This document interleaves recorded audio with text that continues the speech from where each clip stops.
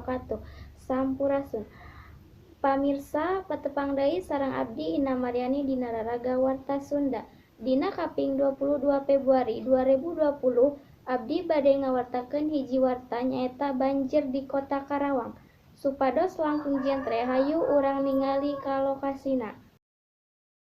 Pamirsa, ieu kaayaan ratusan bumi di Kota Karawang, Desa Karangligar, Kecamatan Teluk Jambe, Kabupaten Karawang. Bumi-bumi eta kakeueum banjir akibat ngaluapna dua walungan anu ngalintasi Kota Karawang, nyaeta Walungan Citarum sareng Walungan Cibeet.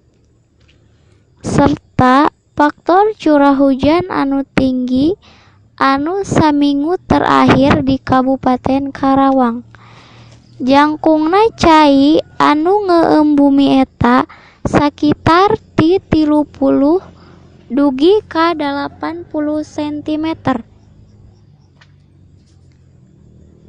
Menurut warga, cai mulai ngeueum bumi-bumi warga sejak dinten Senin enjing-enjing hingga cai terus-terusan naek.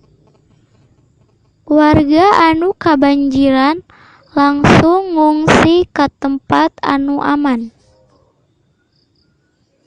Tapi sabagian warga aya anu masih bertahan kanggo ngajaga barang-barang berharga milikna. Rupina sakitu warta anu tiasa ku abdi didugikeun. Abdi Ina Maryani pamit undur diri. Wassalamualaikum warahmatullahi wabarakatuh.